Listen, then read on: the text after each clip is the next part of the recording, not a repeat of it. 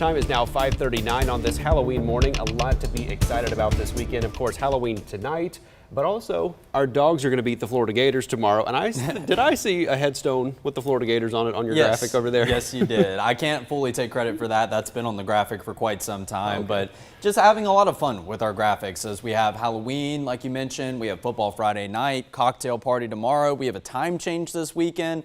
No shortage of things to look forward to, and I say that with the time change because you're going to get an extra hour of sleep Saturday night into Sunday morning, which many of you will be happy about. But the sunset time on Sunday evening, not necessarily going to be something many of you are happy about, I'm sure. 44 degrees as you walk out the door early this Halloween morning down in Dublin. Temperature-wise, we're still sitting somewhere in the low 40s, mid 40s, and maybe a few upper 40s, but everyone is below the 50-degree mark, which we've kind of started out around or maybe even above over the course of most of this work week. So your 24-hour temperature change graphic, I would say that most areas right there around the numbers that they were at this time yesterday. Areas farther to the west that had some of that cloud cover early yesterday morning are maybe 3 or 4 degrees cooler. But any shades of this yellow color indicating some areas that are maybe a degree or two warmer than this time yesterday, that is starting to get slimmer and slimmer as the light blue color will eventually overtake it. Winds and wind gusts, a steady breeze, and maybe even some winds up to 10 miles per hour up in Milledgeville this morning. So your feels like numbers, we have a couple values in the upper 30s. Feels like 39 in Roberta, feels like 39 in Forsyth, but I think everyone in central Georgia is feeling like the low 40s this morning. A nice and brisk start to your Halloween morning.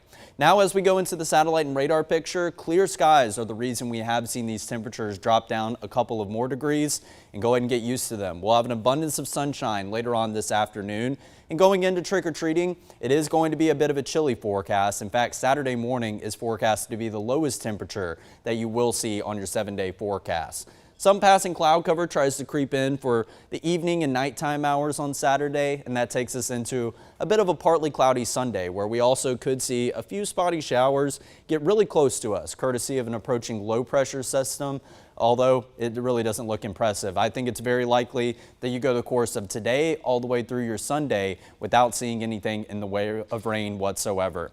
Upper 60s for highs all weekend long. Your morning low temperatures continue to hover somewhere in the upper 30s for Saturday morning, but we finally start to see that steady increase back up to the 40-degree mark, but that's still going to be mightily chilly. In terms of all the event forecasts that we do have this weekend, football Friday night, this will be our last weekend of tailgate, but we'll continue to do football Friday night throughout the rest of the playoffs. 64 degrees around tailgate and getting down into the 50s, around 50 degrees as you reach final score. You can expect some similar temperatures for trick-or-treating somewhere in the 50s. All in all, make sure that you bundle up over the course of the mornings and the evenings this weekend, but some pleasantly warm afternoons should be in store. And if you like the upper 60s, we'll bring back the 70s as we head into Election Day and the midweek next week.